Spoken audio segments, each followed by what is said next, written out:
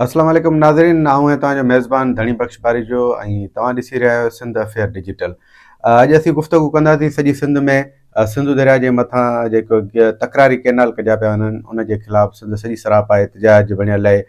GDA जो इजलास थियो आहे। PP शहीद भुट्टो जो अॻुवाण जेको आहे जूनियर ज़ुल्फ़कार अली भुट्टो उन में शिरकत कई आहे ऐं पीपल्स पार्टी जेको आहे 18 अप्रैल ते प्रोग्राम जलसो करणु हैदराबाद वञे पई त GDA ऐं गॾियल जेको इताद थियल आहे उहो 19 अप्रैल ते हैदराबाद में तमामु वॾो एहतिजाजी जलसो कोठाइण जो ऐलान कयो। सिंधु दरिया जे मथां जेके कैनाल कढनि पिया उन जे ख़िलाफ़ सॼी सिंध में जिदोजहद तेज़ आहे।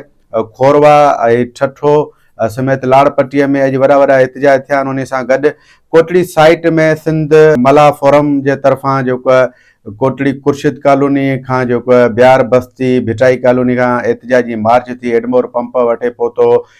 ज़हूर मला जी अॻुवाणीअ में दिलदार मीराणी ऐं ॿिया जेके सिंध मला फोरम जा अॻुवाण उन्हनि जेको शिरकत कई ऐं एहतिजाजी मुज़ाहिरो करे एडमोर पंप ते पहुता। उते नारेबाज़ी कयूं हिननि सॼी सिंध जे माण्हुनि ऐं हिते जेको एहतिजाजी मार्च थियो हिननि मार्च में शामिल धुरियुनि जेको मुतालबो कयो त सिंधु दरिया जे मथां कंहिं बि रीति कैनाल जेको असीं क़बूल न कंदासीं। उहो वफ़ाक़ सरकार जेको उहिदे ते क़ाइमु आहे उहो पंहिंजो फ़ैसिलो वापसि वठे। सॼी सिंध जा वकील बि तहरीक जिदोजहद में शामिल थी विया आहिनि। हैदराबाद में अॼु गुज़िरियल ॾींहुं जेको वकीलनि जी कॉन्फ्रेंस थी। अॼु सिविल सोसाइटी जो हिकिड़ो तमामु वॾो सिंध म्यूज़ियम में प्रोग्राम थियो।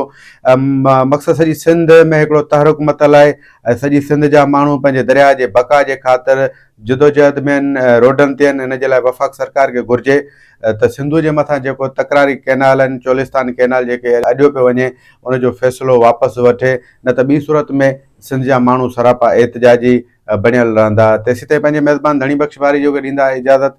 साथ सलामत, सिंध सलामत।